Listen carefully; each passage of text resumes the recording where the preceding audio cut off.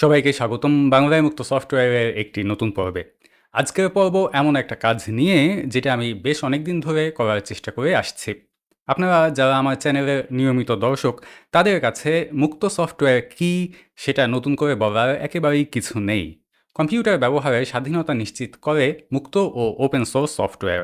মুক্ত সফটওয়্যার একে অপরের সাথে প্রযুক্তি বিনিময়ের পরিবেশ যেমন তৈরি করে, তেমনি এর মাধ্যমে ব্যক্তিগত তথ্যের সুরক্ষা ও নিরাপত্তাও নিশ্চিত হয়। যে প্রোগ্রামের সোর্স কোড সবার চোখের সামনে উন্মুক্ত, তাতে ক্ষতিকর উপাদান ঢোকানো খুবই কঠিন। এদিকে অবরুদ্ধ বা প্রোপ্রাইটারি প্রোগ্রামগুলিতে অনেক সময় নানা রকম ব্যাকডোর থাকে, যেগুলি হয়তো ব্যবহারকারীর তথ্য পাচার করে থাকে। মুক্ত সফটওয়্যার ব্যবহার করে এসব হুমকি থেকেও রক্ষা পাওয়া সম্ভব। তবে আমাদের সময়ে একটা সমস্যা হলো, কম্পিউটার বা অন্যান্য যন্ত্রে আমরা মুক্ত সফটওয়্যার ইনস্টল করলেও অনেক ক্ষেত্রেই আমরা ব্যবহার করে থাকি ক্লাউড পরিষেবা বা সার্ভিস। স্থানীয় অর্থাৎ আমাদের যন্ত্রে ইনস্টল করা প্রোগ্রাম ও ক্লাউড সেবার এই বিভাজন আজ থেকে 15 বছর আগেও তেমন একটা ছিল না। আমরা আমাদের কম্পিউটারে পুরোপুরি মুক্ত একটি ওয়েব ব্রাউজার হয়তো ইনস্টল করেছি, কিন্তু সেখান থেকে ব্যবহার করেছি হোয়াটসঅ্যাপ ওয়েব কিংবা ধরুন গুগল ড্রাইভ। এই অবরুদ্ধ পরিষেবাগুলি আমাদের ব্যক্তিগত যেসব তথ্য হাতে পাচ্ছে, সেগুলি নিয়ে কী করছে তার উপর আমাদের বিন্দুমাত্র নিয়ন্ত্রণ নেই। অনেক সময়ই হয়তো তথ্যের অপব্যবহার হচ্ছে। আমরা যারা অ্যান্ড্রয়েড ফোন ব্যবহার করি, তারা মোটামুটি অসহায়ভাবে গুগলের ওপর নির্ভরশীল। যারা অ্যাপলের ফোন ও কম্পিউটার ব্যবহার করেন, তারা নির্ভর করেন আইক্লাউডের ওপর। বহু বছর ধরে আমি এই নির্ভরশীলতা কাটিয়ে উঠতে চাইছি। কাজটা দেখা যাচ্ছে যতটা সহজ ভাবা গিয়েছিল, বাস্তবে সেরকম নয়। প্রায় বলতে গেলে ঝোঁকের মাথায় মাইক্রোসফট উইন্ডোজ ছেড়ে গুনু লিনাক্সে চলে এসেছিলাম, আর কখনো উইন্ডোজে ফিরে যাইনি। তার জন্য আসলে কোনো অসুবিধারও কখনো পড়তে হয়নি। তাহলে গুগলের ক্লাউড পরিষেবার ক্ষেত্রে কেন এভাবে আটকাচ্ছে? আমার মনে হয় অবশেষে আমি একটি সত্যিকার সমাধান পেয়েছি, যার মাধ্যমে গুগলের অবরুদ্ধ ক্লাউড পরিষেবা থেকে সরে আসা আমার জন্য সম্ভব হবে। এই বিষয়টি নিয়ে গুগলের এই পণ্য ইউটিউবে ভিডিও তৈরি করা একটু হয়তো দ্বিমুখী আচরণ হয়ে যায়, এটা মানছি। এরকম একটা ভিডিও অনেকদিন এই চিন্তা থেকেই তৈরি করিনি। তারপর ভাবলাম ইউটিউবের যেসব ওপেন সোর্স বান্ধব বিকল্প আছে, সেগুলিতে দর্শক সংখ্যা নিতান্তই কম। বাংলা ভাষাভাষী দর্শক নেই বললেই চলে। গুগলের বিকল্প নিয়ে আলোচনা করার পেছনে আমার প্রধান উদ্দেশ্য অন্যরাও যেন এসব বিকল্পের কথা জানেন। সেই লক্ষ্যে মানুষের কাছে পৌঁছানোর দ্রুততম রাস্তা ইউটিউবই। তো প্রিয় দর্শক, গুগল বা অ্যাপলের সব অবরুদ্ধ সেবা না হলেও অন্তত বেশিরভাগ সেবার কি মুক্ত বিকল্প বেছে নেওয়া সম্ভব? চলুন সেই ব্যাপারটাই খতিয়ে দেখা যাক।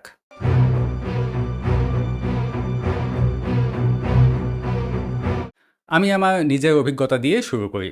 আমি নিশ্চিত আপনাদের অনেকেই নিজেদের জীবনে এর সাথে মিল পাবেন। আমি ইন্টারনেট ব্যবহার শুরু করি বেশ আগে, 2007 সালের শেষ ভাগে। তবে আমার প্রথম অ্যান্ড্রয়েড ফোন কিনি 2014 সালে এসে। অ্যান্ড্রয়েড ফোনে গুগলের ইমেইল দিয়ে সাইন ইন করার ব্যাপার থাকে। এর আগ পর্যন্ত জিমেইল জিনিসটাকে একটা মামুলি ওয়েব মেইলের চাইতে খুব বেশি কিছু মনে করিনি। গুগল সার্চ ব্যবহার করতে সাইন ইন করার প্রয়োজন হয় না। Google plus, Google blogger, YouTube ইত্যাদি কাজে জিমেইল ব্যবহার করলেও সেগুলির কার্যকারিতা ছিল অন্যরকম। তবে অ্যান্ড্রয়েড ফোন কিনে জিমেইলের কিছু মজার সুবিধা আবিষ্কার করলাম। এর আগ পর্যন্ত ফোন বা সিম নষ্ট হয়ে যাবার কারণে বেশ অনেকবার সব কন্ট্যাক্ট হারিয়ে গিয়েছে। অ্যান্ড্রয়েডে দেখলাম সুন্দরভাবে কন্ট্যাক্ট সিঙ্ক্রোনাইজ করার একটি অপশন রয়েছে। অর্থাৎ ফোনে জমা করে রাখা সব কন্ট্যাক্টের একটা কপি হয়ে থাকবে গুগলের সার্ভারে। সেই কন্ট্যাক্ট তালিকা পরে যে কোনো ফোন বা কম্পিউটার থেকে পাওয়া যাবে। এরপর দেখলাম পরিচিতদের জন্মদিন থেকে শুরু করে বিভিন্ন টু ডু লিস্ট সব কিছুই গুগল ক্যালেন্ডারের মাধ্যমে সিঙ্ক করা যাচ্ছে। নতুন নতুন এই সুবিধা হাতে পেয়ে অত্যন্ত চমৎকৃত হলাম। এছাড়া গুগল ড্রাইভ তো আছেই। পাক্কা 15 GB স্টোরেজ বিনামূল্যে পাওয়া এখনকার সময়েও কম কথা নয়। তখন তো সেটা আরও অনেক বড় ব্যাপার ছিল। সেই স্টোরেজ আবার সব রকম যন্ত্র থেকে ব্যবহার করা যাবে। তবে গুগলের ক্লাউড পরিষেবার উপর আমাদের নির্ভরশীলতা বাড়িয়ে দেবার ক্ষেত্রে বোধহয় সবচেয়ে বড় ভূমিকা রাখল গুগল ফটোজ। গুগল ঘোষণা করল মান কিছুটা কমিয়ে ক্লাউডে ব্যাকআপ রাখলে ছবি এবং ভিডিও গুগল ফটোসে রাখার কোনো সীমা থাকবে না। আমার মনে হয় গুগলের অন্যান্য ক্লাউড পরিষেবা তখনও যারা ব্যাপকভাবে ব্যবহার করছিলেন না, তারাও এই সময়ে বড় আকারে গুগলের ওপর নির্ভরশীল হয়ে পড়েন। বেশিরভাগ স্মার্টফোন ব্যবহারকারী যে জিনিসটার কারণে স্টোরেজ সংকটে ভোগেন সেটা হলো ক্যামেরায় তোলা ছবি এবং ভিডিও। এছাড়াও অন্য ফোন বা ক্যামেরায় তোলা ছবি গুগল ফটোজে আপলোড করে কম্পিউটারেও জায়গা বাঁচানো যায়। লক্ষ লক্ষ মানুষ এই সুযোগ লুফে নিল। পরবর্তীতে গুগল এই সুবিধা হুট করে বন্ধ করে দিল। তা সত্ত্বেও ততদিনে অনেক মানুষ শত শত বা হাজার হাজার ছবি গুগল ফটোজে সংরক্ষণ করে ফেলেছেন। এছাড়া গুগলের অনলাইন অফিস সুইট অনেকের জন্যই মাইক্রোসফট অফিসের উপর নির্ভরশীলতা কমাতে সাহায্য করেছে। একই ডকুমেন্ট কম্পিউটারে বসে যেমন এডিট করা যাচ্ছে, আবার সেটা চাইলে মোবাইলেও ব্যবহার করা যাচ্ছে। গুগলের এই অফিস সুইটের প্রোগ্রামগুলি খুব আহামরি জটিলও নয়। বেশিরভাগ মৌলিক কাজই এগুলি দিয়ে করা যাচ্ছে। অনেকে মিলে এক ডকুমেন্টে কাজ করার সুবিধা তো আছেই। এসব ক্লাউড পরিষেবা গুগলই প্রথম এনেছে বা গুগলের চাইতে উন্নত মানের পরিষেবা ছিল না, ব্যাপারটা তা নয়। এখানে যে ব্যাপারটা লক্ষণীয় সেটা হলো গুগলের এতগুলি ক্লাউড সুবিধা পেতে একটি মাত্র ইমেইল অ্যাকাউন্ট শুধু থাকা জরুরি।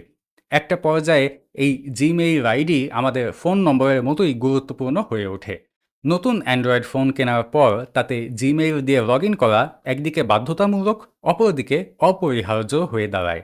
অনেক সময় দেখা যায় মুক্ত অ্যান্ড্রয়েড ডিস্ট্রিবিউশন যেমন লিনিয়েজ ওএস ব্যবহার করলেও তার সাথে আমাদের গুগলের সার্ভিস ব্যবহার করতে হচ্ছে। এজন্য আমার মনে হয় ক্লাউডের এই দুষ্ট চক্র থেকে বের হওয়া বেশ কঠিন।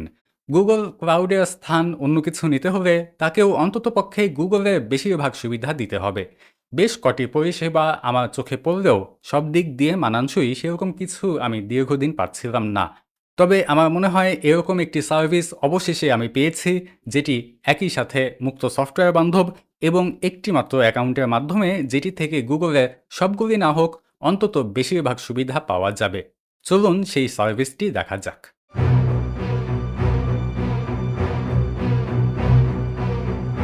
দৈনন্দিন জীবনে গুগলের যেসব ক্লাউড পরিষেবা আমরা সবথেকে বেশি ব্যবহার করি সেগুলি কি কি?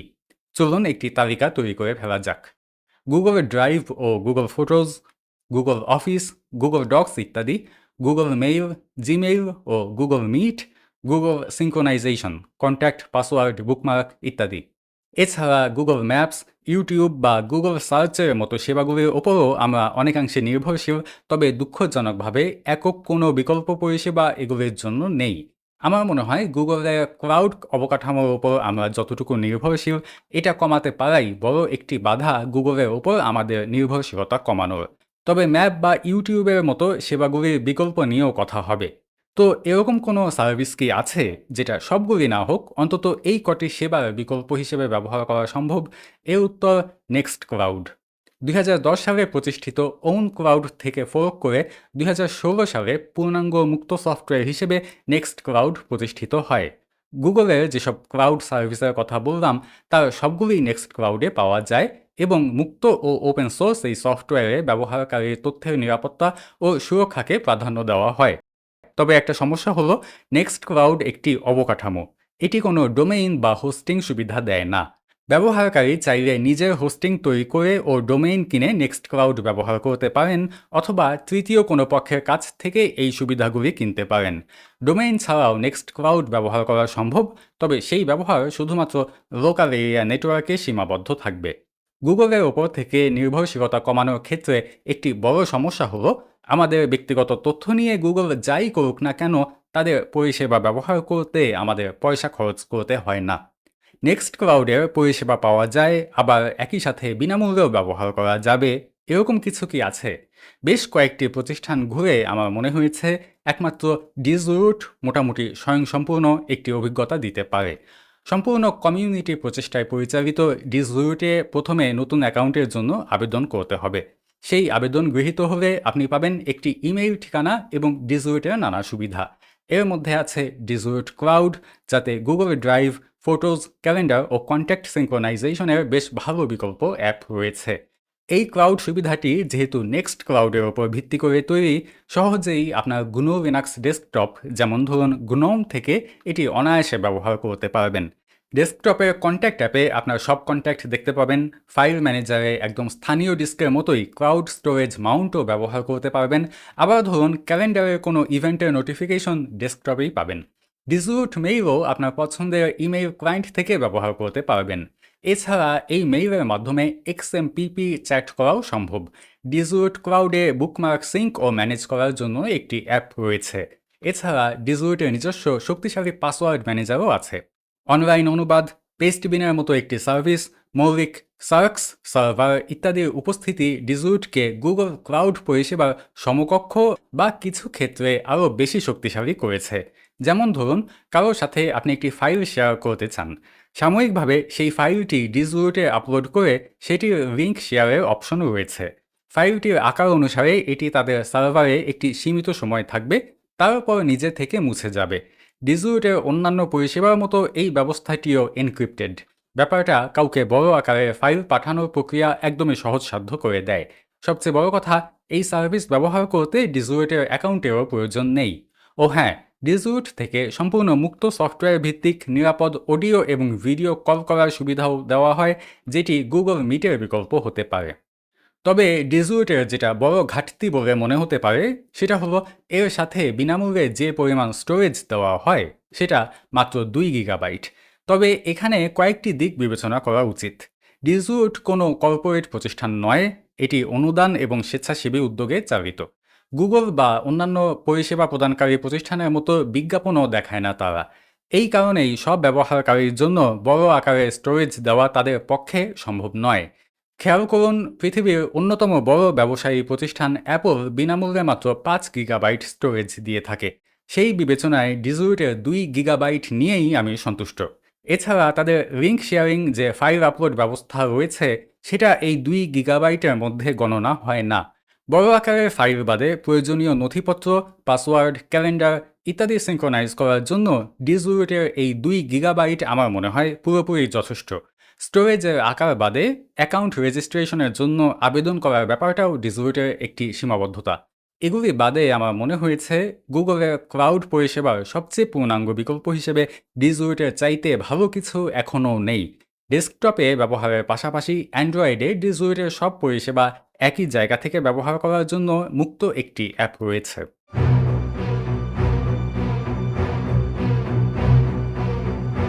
disroot-এর মতোই ইমেইল এবং nextcloud ভিত্তিক সুবিধা দিয়ে থাকে মুরেনা। অফিস প্রোগ্রাম হিসেবে মুরেনা দিয়ে থাকে বহুল পরিচিত অনলি অফিস, যেটি disroot এমনকি গুগল ডক্সের চাইতেও বেশি আকর্ষণীয় একটি সুবিধা। তবে disroot-এর বেশ কয়েকটি সুবিধা মুরেনাতে পাবেন না। এছাড়া বিনামূল্যে মাত্র 1 গিগাবাইট স্টোরেজ তারা দিয়ে থাকে। disroot-এর মতো মুরেনা পুরোপুরি কমিউনিটির প্রচেষ্টা নয়, এর পেছনে আছে ফাউন্ডেশন। মুক্ত সফটওয়্যার ও ব্যক্তিগত তথ্যের সুরক্ষা এই প্রতিষ্ঠানটির প্রধান মনোযোগ হলেও তাদের কিছু বাণিজ্যিক পণ্য রয়েছে এবং EOS নামে কাস্টম অ্যান্ড্রয়েড রমে সরাসরি মুরেনা পরিষেবা ব্যবহারের সুযোগও থাকে। disroot-এর তুলনায় মুরেনার একটি সুবিধা হলো এর অ্যাকাউন্ট রেজিস্ট্রেশনের জন্য আবেদনের প্রয়োজন নেই। এই প্রক্রিয়া আমাদের পরিচিত অন্যান্য ক্লাউডে সাইন আপ করার মতোই। disroot-এর পর গুগল ক্লাউডের বিকল্প হিসেবে নিঃসন্দেহেই মুরেনার কথা বলবো। অনেকেই গুগলের বিকল্প হিসেবে প্রোটনের কথা বলে থাকেন। প্রোটনের বিভিন্ন অ্যাপ যেমন proton mail, proton calendar, proton password ইত্যাদি মুক্ত সফটওয়্যার, কিন্তু তাদের সার্ভার সাইড কোড মুক্ত সফটওয়্যার নয়। F-Droid-এ disroot অ্যাপে দেখবেন সেখানে কোনো অ্যান্টি ফিচারের উল্লেখ নেই। প্রোটনের যে অ্যাপগুলি F-Droid-এ আছে সেগুলিতে অবরুদ্ধ নেটওয়ার্কের সতর্কীকরণ বার্তা পাবেন। এছাড়া প্রোটন সাকল্যে 500 মেগাবাইট স্টোরেজ বিনামূল্যে দিয়ে থাকে এবং এখনও গুগলের বেশিরভাগ পরিষেবার কোনো বিকল্প প্রোটনে নেই। এন্ড টু এন্ড এনক্রিপশনকে সর্বোচ্চ গুরুত্ব দেওয়ার কারণে disroot বা মুরেনার মতো ডেস্কটপে ধরুন GNOME বা KDE থেকে ক্যালেন্ডার, কন্ট্যাক্ট বা ফাইল সুবিধা পাওয়াও সম্ভব নয় প্রোটনে। কাজেই ইমেইলের ক্ষেত্রে প্রোটন ব্যবহার করা যুক্তিসঙ্গত হলেও গুগলের পূর্ণাঙ্গ বিকল্প হিসেবে একে আমি এখনই বিবেচনা করছি না।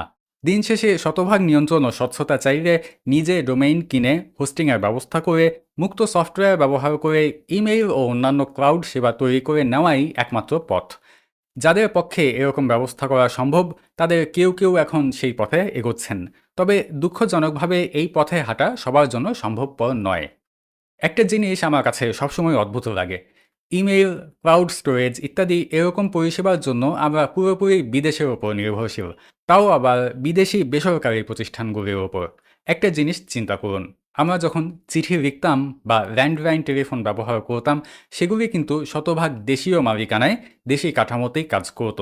ইন্টারনেট আসার পর এই চিত্র উল্টে গেল। সরকারি প্রতিষ্ঠানগুলিও ইয়াহু, জিমেইল এসব ব্যবহার করতে শুরু করলো।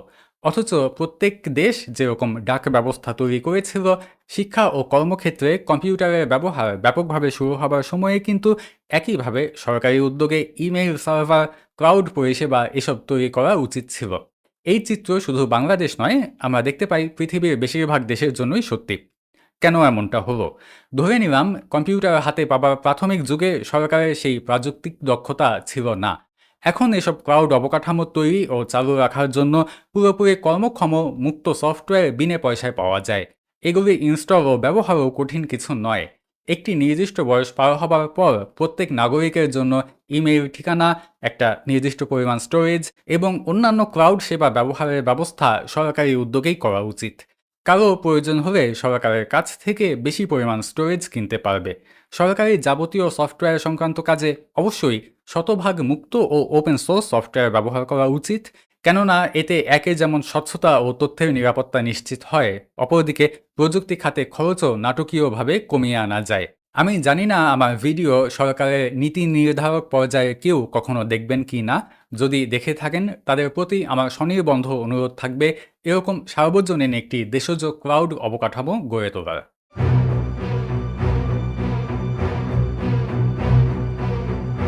আমরা এতক্ষণ ক্লাউড পরিষেবা নিয়ে কথা বললাম, কিন্তু প্রচুর সংখ্যক মানুষ প্রতিদিন গুগল সার্চ, গুগল ম্যাপস ও ইউটিউব ব্যবহার করে থাকেন। ডিজরুট এর যে সার্চ এর কথা বললাম, এটি সঠিকভাবে ব্যবহার করতে পারলে বেশ শক্তিশালী একটি সার্চ ইঞ্জিন হতে পারে, তবে সেই প্রক্রিয়াটা গুগল সার্চ ব্যবহারের মতো আরামদায়ক নয়। পুরোপুরি মুক্ত না হলেও সার্চের জন্য আপাতত আমি ডাকডাকগো ব্যবহার করে থাকি। একেই এখন গুগল সার্চের সবচেয়ে শক্তিশালী প্রতিদ্বন্দ্বী বলে মনে হয়। গুগল ম্যাপের বিকল্প হতে পারে ওপেন স্ট্রিট ম্যাপ, তবে তাতে গুগল ম্যাপের মতো বিস্তৃত এবং সূক্ষ্ম তথ্য থাকবে কি না তা সন্দেহজনক। তবে এটি উইকিপিডিয়ার মতো কমিউনিটি পরিচালিত উদ্যোগ বলে খুব দ্রুতই নতুন নতুন পথঘাট ও এলাকার তথ্য যোগ হচ্ছে। ইউটিউবের ক্ষেত্রে ব্যাপারটা আরও কঠিন হয়ে যায়। ভিডিও একদম শুরুতে যেটা বলেছিলাম, ইউটিউবের মতো অন্যান্য যেসব পরিষেবা রয়েছে সেগুলিতে দর্শক সংখ্যা নিতান্তই নগণ্য। ইউটিউবের বড় বড় কন্টেন্ট নির্মাতারাও এসব বিকল্প মাধ্যম ব্যবহার করেন না, কাজেই ভালো কন্টেন্টেরও একটি অভাব চোখে পড়ে। বিকল্প মাধ্যমগুলির মধ্যে রয়েছে পিয়ারটিউব, যেটি পূর্ণাঙ্গ ডিসেন্ট্রালাইজড একটি প্ল্যাটফর্ম। LBRY প্রোটোকলের তৈরি ওডিসি আমার কাছে ইউটিউবের নিকটতম বিকল্প বলে মনে হয়েছে। ভবিষ্যতে ওডিসিতে আমার ভিডিওগুলি ইউটিউবের পাশাপাশি প্রকাশ করার ইচ্ছে আছে। আপনারা কি বলেন? গুগলবিহীন জীবন কাটানো নিয়ে আপনাদের চিন্তা ও অভিজ্ঞতা জানান কমেন্টে। এছাড়া ভিডিওটি ভালো লেগে থাকলে লাইক দিন, আপনার পরিচিতদের সাথে শেয়ার করুন এবং নতুন আসা দর্শকদের প্রতি অনুরোধ রইল সাবস্ক্রাইব করার। সবাইকে ধন্যবাদ।